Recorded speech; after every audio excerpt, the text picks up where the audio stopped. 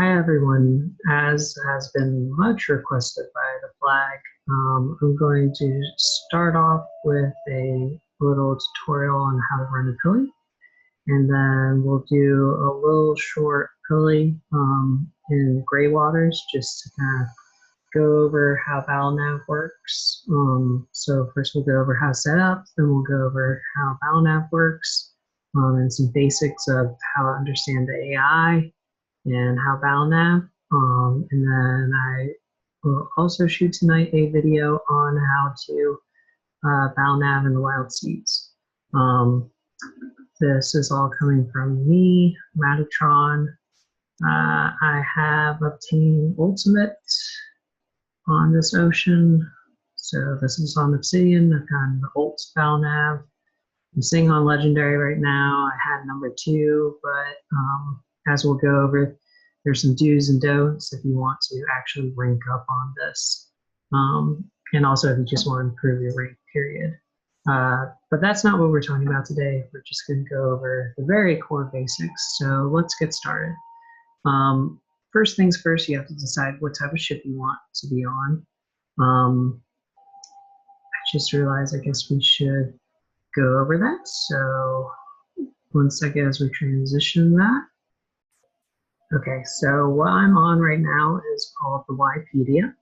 If you go to puzzlepirates.com and then up at the top of the page right here, Wikipedia, you can type in all sorts of stuff about the game and learn all sorts of stuff. It's a huge wealth of information if you don't already know about it.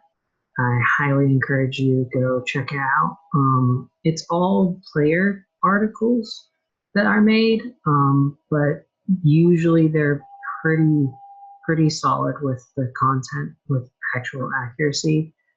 It's not like anyone's going to say that, you know, a sloop is able to hold 100 people when it can only hold like 7.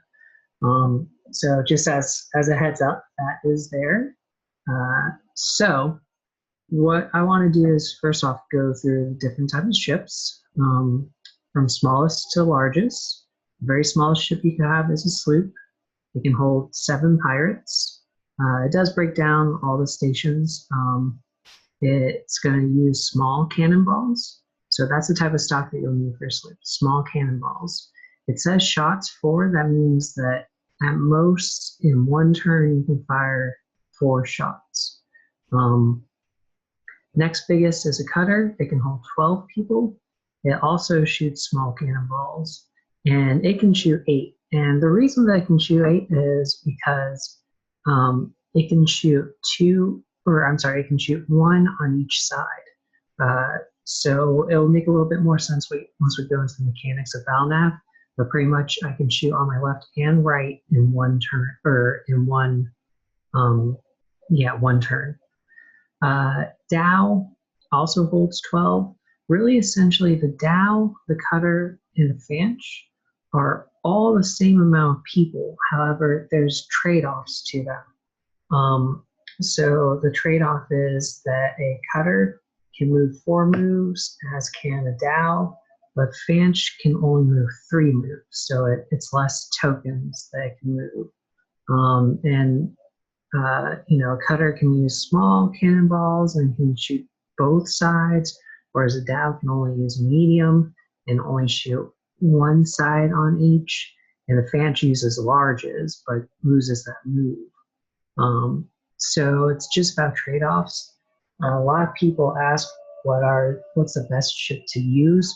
That's a matter of opinion, really. It's whatever suits your play style and whatever type of pulley you want to run. I will say, however, the easiest ones, if you want to hit Ult BattleNav, are to use a sloop or to use a backlift, which we haven't gotten to yet. But those 2 are the easiest. It is possible to hit it on probably any ship if you just are amazing and try really hard, or if you're on an ocean where people aren't doing as well. That can influence as well. So carrying on from the Fanchon, you have the long ship. It holds 15 people. Also fires small cannonballs, so that's what you'll need in stock. It can shoot up to 12 cannons. each turn. And the reason that it does that is you can do a double shot. Bomb line, it will hold 12 cannons, but it can shoot potentially more than that, but it kind of caps itself essentially. Because you'll have 4 turns, and the longship is able to move 4 turns, 4 movements in one turn. Sorry. Bagla is able to only move 3. Pretty much all these down here can only move 3 movement tokens each turn. Bagla holds 18, shoots mediums. Junk, 18 as well, shoots larges. Merchant brig, as well as the merchant galleon, I would not encourage you to use if you're actually trying to go out and do a pili with. The reason for that is because these are mostly used to hold and move stock. So if you wanted to, get a whole bunch of stock for the fleet, for Cades or something like that, they're great for that. But otherwise, they can only shoot 1 shot each turn, or well, not each turn. I'm sorry, I keep on using the word turn, but each movement essentially, they can only fire 1, and that'll again make more sense once we get into the battle and aft part. So bottom line, I wouldn't really encourage anyone to use them for serious pili. Also, they're really restricted on movement. They're capped out on the number of moves they can produce per turn. Plus, they'll be able to, take a lot of damage, but they can't really deal much out. So bottom line, I don't think it's a good idea. War brigs are a lot of fun. They're great. They can hold 30 people tops. They shoot medium cannonballs, 16 shots in that. And then a war galleon, that's the newest ship that the game's come out with. You can hold 40 people. It shoots larges. It has pretty much the same health as a war brig. The trade-off is you can fire more, essentially. You have more firepower. You can fire more. I take that back, I'm sorry. You can fire more because it can hold more shots, but also you have more firepower because you're using the larges. The trade-off is it takes more people to staff, and especially with ocean populations these days, that actually is a trade-off. Zebek is awesome. It can absorb lots of damage, and it holds 45 crew and shoots medium cannonballs. Warfrig is the best thing outside of a Grand Frig. But Grand Frigs nowadays are almost impossible to fill in a serious capacity. People just usually use them for bashes these days. Warfrig can hold 75, shoots larges, has 24 shots that can go through. And then, like we said, Grand Frig, 159 people. I probably won't get that. So let's just real fast look at what these ships look like. We got a sloop, which is really cool and fun. And it looks like this. This is the icon that you'll usually see for a sloop. Now let's just go to the cutter. Cutter looks like this. It's got triangle sails, but only 2 of them. It's really small. Down. It's just got that 1 triangle sail. That's how I always distinguish it, because a lot of people will confuse the Dow from the Fanchon from the Junk, and even the Bagla. They all came out around about the same time for the Rebic classes. So then we have Fanch, which again, sometimes people will mix this up with the Junk, and I've seen people even mix it up. Mix it up with Baglas and Dows. Fanch looks kind of like a cool Chinese vessel, because that's what it's based off of. Then we have a longship. This looks like a Viking ship, just think like a Viking rowboat. And then we got the Bagla. Again, this looks a lot like the Dow, but it's got 2 sails instead of just one, and it's bigger. And then the Merchant Brig. This is the smaller one. You can tell because it's just got the two, what's the name for that? Can't think of the name of it, so I'm going to call it a tower. But yeah, it's got those. Junk. It's got a much bigger front sail. So that's how you can distinguish it from the Fanchon.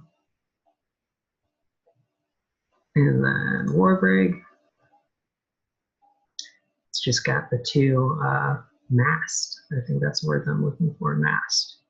So it's got those 2. And then we went through War Brig, Merchant Galleon. Don't mix this up with the Merchant Brig. This has 3 masts, okay? That's the difference between those. And then Zebek, again, looks kind of like the Dow, kind of like the Bagla, but this one has 3 masts. So just determine it by its mast. The more mast, the bigger it is, pretty much. Which also pretty much follows real life ships as well. War Galleon.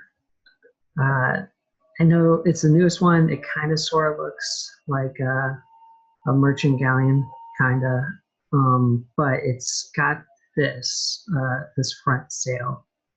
So I think that's probably the best way to distinguish it. Plus, it just looks kind of angular and sleek, in my opinion. I like it. But I'm kind of biased because I like using it for flotillas. War Frigate. This is the big one. 3 masts. Big old hole. And last but not least, of course, the Grand Frigate. It's got 3 masts, big old hole, huge sails, it's a giant ship, and unfortunately not used for much other than stock, holding stock, because it's got a gigantic hole. So using it for stock or for greedy bashing. So that's the ships. Bear with me for a second, and we're just going to transfer back over to the game. So back in the game, we're on a ship. We decided to go with a sloop. It's a very good start-off ship. What you will need to do to Pili, first off, you'll need some supplies. So you can click on the hold right here. It's always, the hold's always going to be this little rectangle right here. You can sometimes find it at the back, like on a cutter or a Bagla. It will be back and up some stairs, or sometimes in the front. It just depends on the ship configuration. So you'll click on the hold, and then you'll click on inspect the hold. And what you need is some sort of rum. There are 3 different types of rum in this game, alcohol, however you want to term it. You have swill, which is the worst quality, grog, which is the second best, and then the very best, which is fine rum. Pretty much think of it, in my opinion, this way. For every fine rum that you have, let's just say you have 1 unit, you'd need 2 units of grog and pretty much 3 to 4 units of swill. And that's not an exact equation. I'm sure there's people who would break it down perfectly and know it. That's just generally how I go with it. Depending on how long you want to go out is how much rum you're going to need. Now, we're on a sloop and we're just doing a short Pili. I'd say an average Pili with fine rum, you need no more than like 30 rum. That will actually last you for a couple hours out there. So, you know, I'm obviously way overstocked. But this is this training ship. We keep it stocked on Port Venture for my crew, so that people can go out and have fun. Now we're on a sloop, so like we discussed, I use a small cannonballs. So I need small cannonballs here. Again, for a average Pili, you probably need no more than 200 shots. I shoot a lot personally. That's my style, foul nav. Gunners hate me because of it. So you probably need, or I need more like 250 shots. Obviously, again, like I said, we're way overstocked. And all the rest of this you don't really need.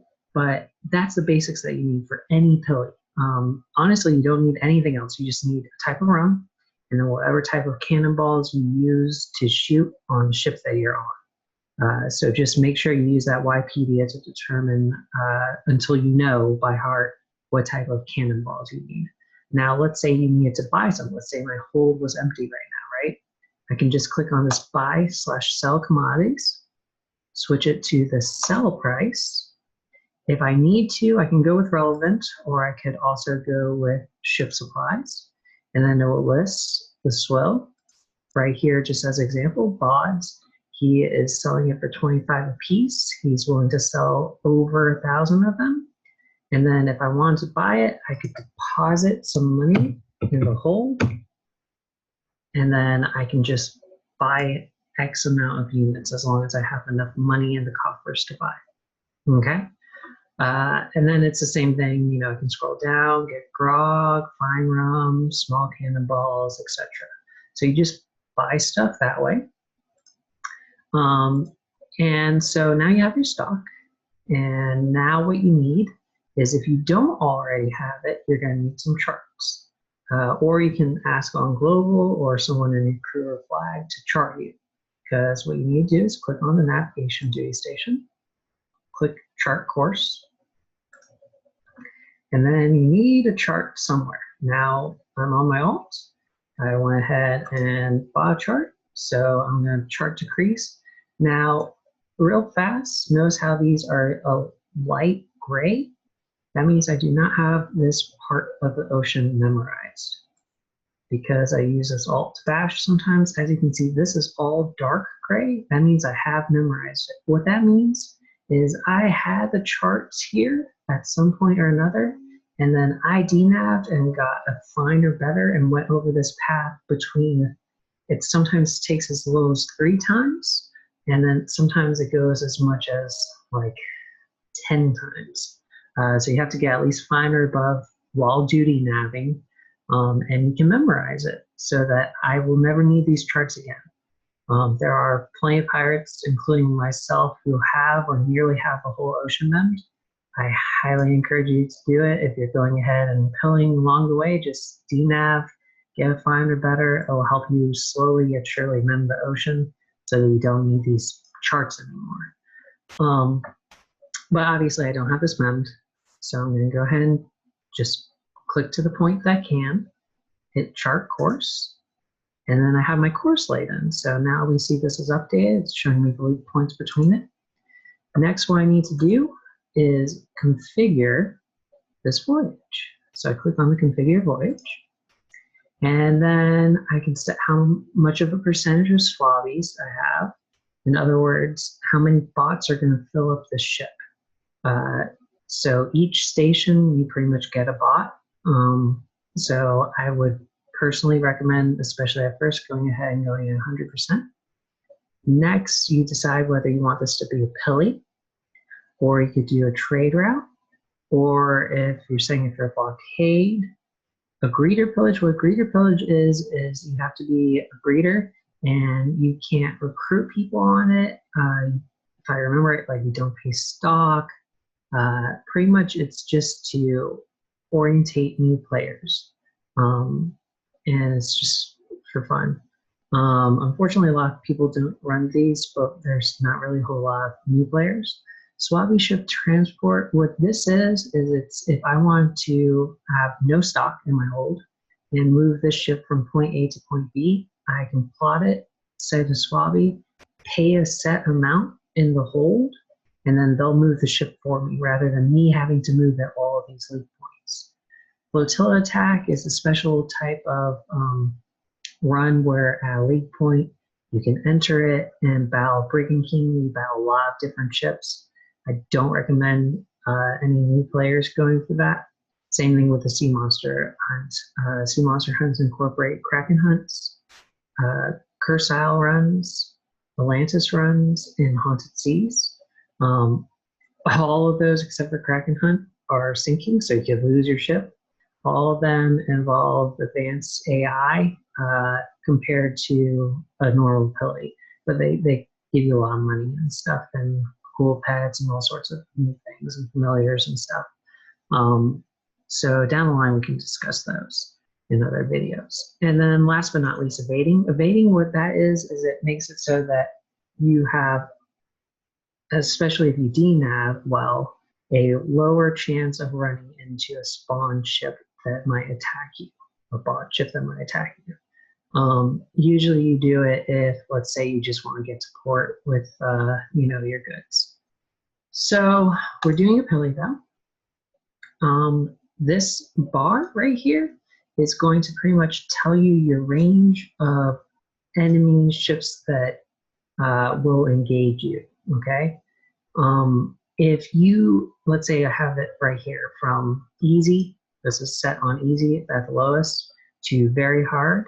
What that means is if I'm doing bad to no DNAV, I'm probably going to get this easy. Now, on the other hand, if I do really good DNAV, I'm going to get this hard. As you close this up, it narrows specifically what you'll run into. So the best players who are trying to get their rank up will want to set it all the way over here at the hardest that they can.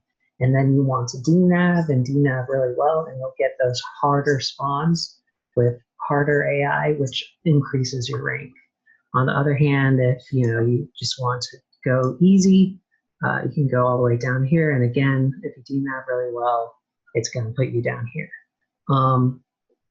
This, again, if you're denaving well, will pretty much, it doesn't guarantee, but increases your chances of running into one or another type of spawn. So brigands are the sword pipe apples, barbarians are the rumble bow. And last but not least, you can pretty much warn your jobbers right here whether you will be attacking other players or not. But since this is just a training video, we're going to go ahead and just go middle of the road right here. And we'll keep it whichever one pops up. Also, this predetermines right here what you will auto engage. You can click this, and what this will do is no matter what, every single time it will attack a vessel that falls in those parameters that you just set. I do not recommend you ever have that on personally, because what if your damage is high and you just got out of the battle and there's another ship that falls within those parameters right next to you? You'll engage it automatically, and you will have no time to repair and get your damage down, and you'll be stuck in another. So I don't recommend it personally, but that's up to you. Some people will keep it on so that they can AFK and then get an engagement, and then turn it off when they want or need to. But really, a lot of new players make the mistake of attacking ships. You will always generate a spawn, a ship that's specifically designed to attack you. It will always attack you. And that spawn will not only have more greedies on it, but it will have more loot. It will just overall be a much better fit for you, and it will increase your ramp. So bottom line, go for it. And what I mean by ramp, to be clear, is the more consecutive battles you win by a larger margin. So let's say it's a 7 pirates versus 7 pirates, and you only lose one and kill all the rest, then that's good. Then the next battle you do that again and again and again. The enemy AI will get harder and harder, and the payouts that you get will get higher and higher and higher and better. So that's what I mean by ramp. Pretty much your payouts and the difficulty of opponents that you're facing. So we are set with our configuring. Now you can also manage your jobbers. If there's people who are not on hand, you can call all hands. Ashore means anyone who's on the shore, like on an island. Import sailing, I would not encourage you to use in general. And then same thing with inbound, especially inbound. That means if somebody else is running a Pili with either of these, you're calling them over to your ship, which generally not a great idea. But you can, and then you can call all hands and we'll get people over to you. Now you can also put a little message for jobbers on the notice board, like Maybe Billy just for fun. Hope everyone has a nice day, or something like that.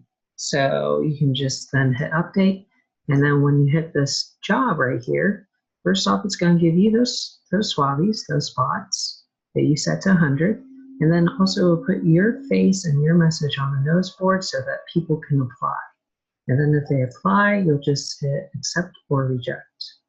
But right now, we're not actually going to do that. We don't want other jobbers on this pit right now. So we have stock. We're plotted. We've configured the voyage. And now we'll just go ahead and get underway. So I'll go ahead and hit the sail button. I personally like to get in the crow's nest. You can see where you are on the map by going to Booty, Charts, View, and then if you hit this, it'll center you, and you can zoom in. Again, I can center it, and now I have a little radar. It'll let me see all the ships that are nearby. Again, if I wanted to, I could duty nav. It's a puzzle. I click that by clicking here, and then I can try to align this. And like we said, it has advantages. It increases specific spawns that you want. It increases your repair rate, your speed. It's pretty much awesome, bottom line. I'm going to go ahead and order a bot to gun, because if you have bots or even people, you can just click on their name and order them to do a specific thing. So like the Wikipedia said, this can hold a maximum of 4 shots on this sloop.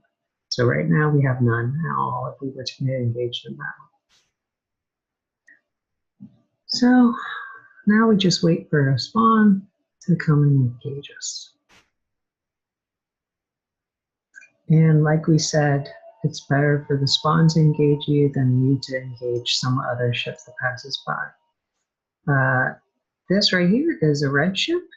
So pretty much like we said by that slider, red is more difficult, blue is easier.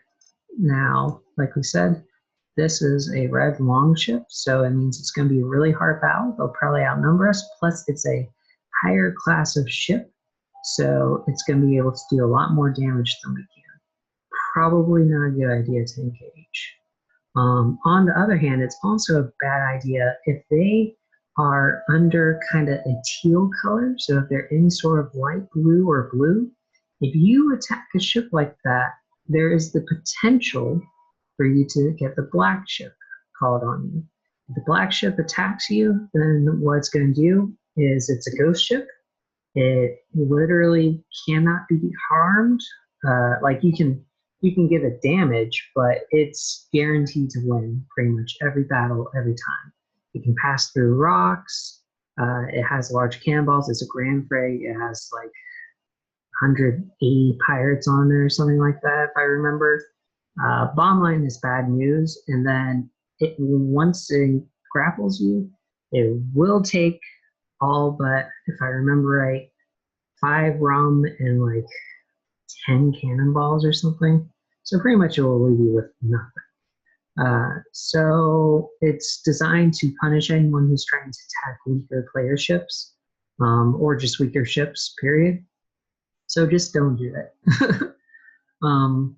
So as we can see, the bot's filling up some cannons. We just got 2 more, and then we're good to go. This indicates how fast you're going.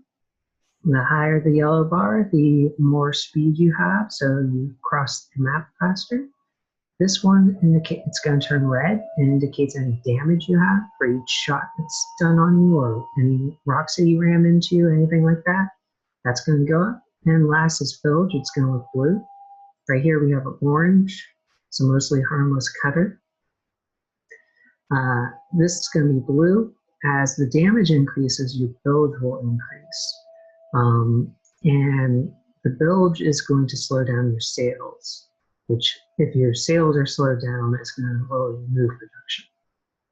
So this is our spawn right here. It's a mostly harmless brigand, so it's going to be a sword fight battle. It's a nice little sloop. It should engage us when we catch up to it shortly. Seeing as we now have full guns, we'll put that bot back on sails. And now we'll just try to catch up to that little ship. Except for actually, it looks like it went off into Neverland over here. So we'll just have to hope for another spawn soon. If it doesn't show up by the next leak point, we'll just wait there for about 30 seconds so that the game will, in all likelihood, give us a new spawn. Once you're in battle, we'll go over the battle board and some of the basics with that. The sailors are going to be giving you moves in the battle. The carpers are going to be repairing your damage. The bilgers are going to be repairing your bilge. And last but not least, the gunners are going to be, of course, filling your cannonballs so that you can shoot the enemy ship. Yeah, so that's that. Up here, we'll go ahead and rechart back to Port Venture because I have no need to have the ship that craze. So we'll pause here. We have a red ship, but that's not good. We'll clear the chart back, and wait just for a minute or two. Well, a second or two. What else is there that we can go over?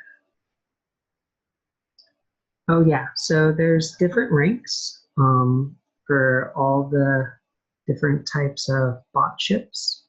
At the lowest, and I might be blundering some of this. This is just off the top of my head in memory. You have sailors, and there's mostly harmless. Then, yeah, I forgot. Sailors, mostly harmless. Dread pirates, I think.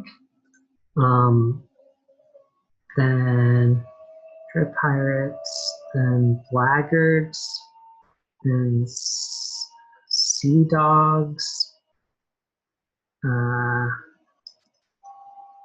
Some ranks in there, but pretty much they go up. The very best and the hardest is Imperial. I think there's Scurvy Dog after mostly harmless. Sorry, I'll probably give a breakdown in another video or something. So this is probably our spawn right here. Nope, apparently not, but we're going to go ahead and attack it just so that we can get moving. But the point is, the harder it is, it's going to help your battle nav rank. If you want your battle nav rank to go up, like into those ultimates and stuff, you have to consistently, every time, battle Imperials, which is the highest and hardest that there is. So yeah, just there's that. So this is my ship. I'm on the training wheels. If I just pretty much think as if you were sitting on the ship, the forward would be here. There's winds all around us. The winds are going to push you in whichever direction it's kind of gusting. And then there's whirlpools. Whirlpool behavior is a video all of its own that we'll go over another time. But right now, I just want to kind of get away from this other ship so that we can go over some more training. So I'm going to do 2 greens, which are the forwards. So see that wind pushed me there? And then I did second forward. So you're just kind of plotting out where you're going to go on this course. So if I did a right, what it would do is it would put me as if it was just just like right. I don't know how to describe it. It's going to be forward and then over one. So we're going to do a right, then a left, and a straight. So it's going to go right, left, straight. So I'm going to be right here. So right, left, straight. So I guess one way that you can kind of think of this is the left is going to put you facing to the left side of your ship and then diagonal, okay? So it's going to pretty much put you in the diagonal square but facing left. Same thing with the right, it's going to put you in the diagonal square but facing right. So we're going to go ahead and go right, right, straight, straight. And we're going to go ahead and fire on that last turn. So this is going to fire on my right side. So I'm going right, right, straight, straight, and I'm going to fire right here. You have a range of 1, 2, 3 squares, okay? So on that third square, that's the end of your range. No matter what size ship you have, that's the end of your range. So I'm going to predict that this ship is going to go right, straight, right. So because of that, I'm going to do a right, straight, straight, except for I don't have another straight. So never mind, I'm just going to do a right, left. And meanwhile, I also am going to go ahead and order one of my bots off of carp because we have no damage and onto guns. So if I go left, left, nope. What I'm going to do is I'm going to just take one left, hope that they go right straight and are in our fire range. On a second and third. If I wanted to grapple, I can either drag the grapple or press, it shoots, and then press, and it turns in. So 2 presses, 2 clicks, and it'll turn into a grapple. Grapple will, if you are right adjacent, any sort of adjacent, not diagonal, but adjacent to the ship, then it will engage in that rumble or sword fight battle. So we got, looks like 2 shots on them. So we're going to do left, straight, straight, and get away from them.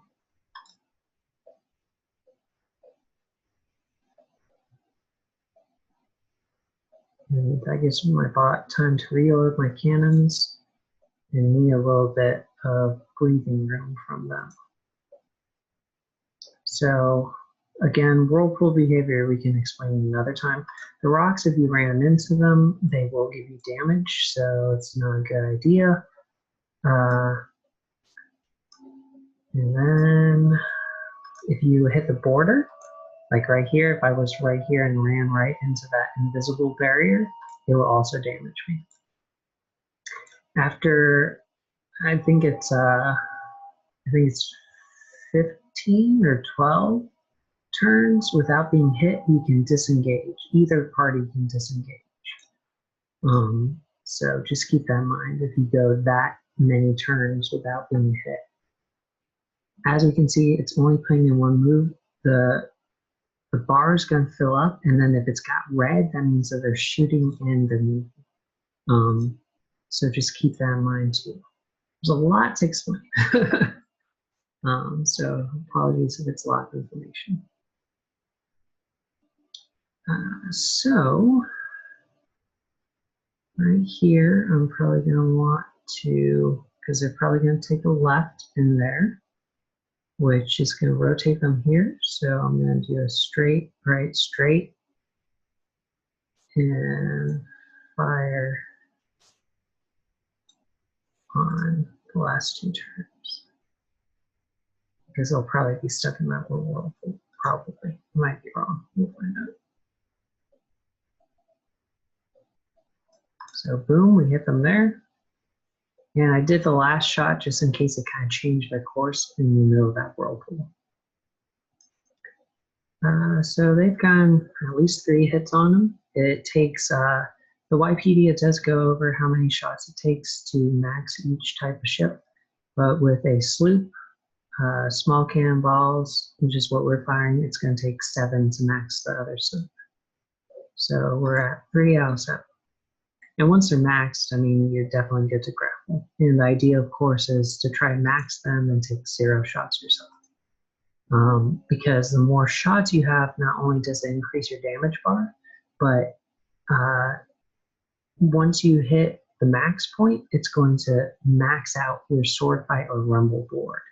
And it's just about the amount of damage. If you get over max, it's not going to make the sword fight or rumble board any worse or harder. It just increases your damage, which isn't good for repairs and later on battles. So And now it's 4, 5. We'll do 6, 7, and let them try to come to us. They probably won't, because right now they probably are just shooting. Because what they're probably hoping for is I'm going to left, straight, straight. So they're probably going to fire on the 4th turn and maybe on the 2nd or something like that. But we'll see. I'm in a pretty comfortable position here. So now they're maxed. Unfortunately, I could not grapple because I didn't move enough. If you want to increase your battle nav score, you actually want to overmax them. Or just have really good shot accuracy. You also want to, if you want to increase your score, you want to keep the battles short. You want to grapple them and not them grapple you. Pretty much, you kind of, if you want your stat to go up, you kind of want to be perfect. Bottom line. Now they are way overmaxed. And what I can do is just have mercy on them and just go ahead.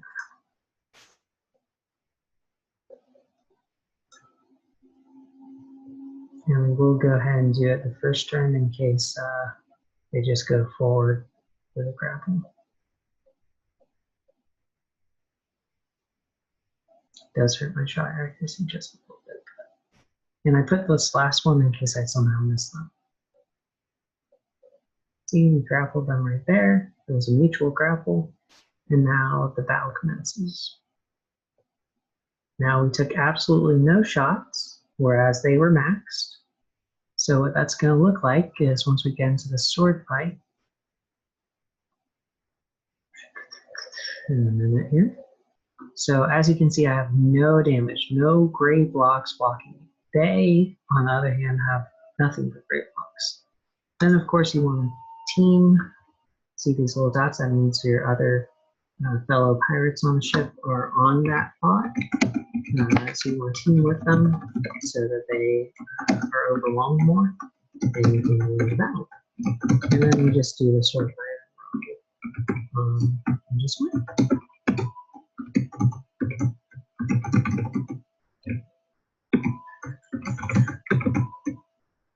And don't make fun of my sword fight. I'm good against bots, but not really against humans. So. Apologies for those of you who are great at sword fight and probably feel yourself watching me.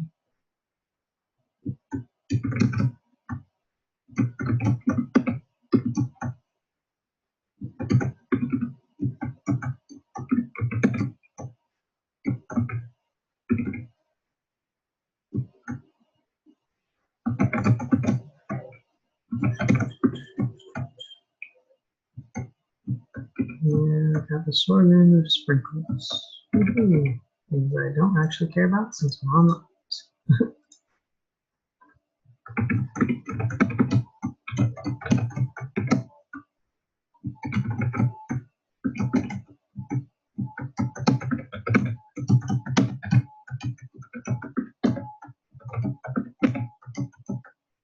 And of course, if any of these were colored, those are greedies. And if you break a block of 12 or more in a combo, and then hit it with one of the color breakers, let's just say this was a 12, so it could be a 4x3 or,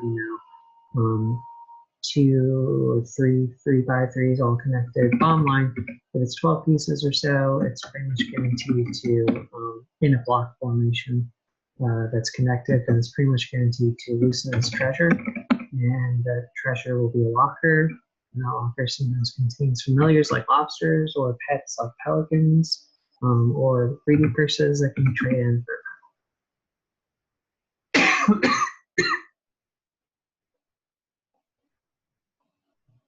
And that's how you win the battle. Then you get Poe that's paid out to the crew initially, as well as goes to the hold and is added to the booty. Sometimes get chests, more stock, all sorts of goodies.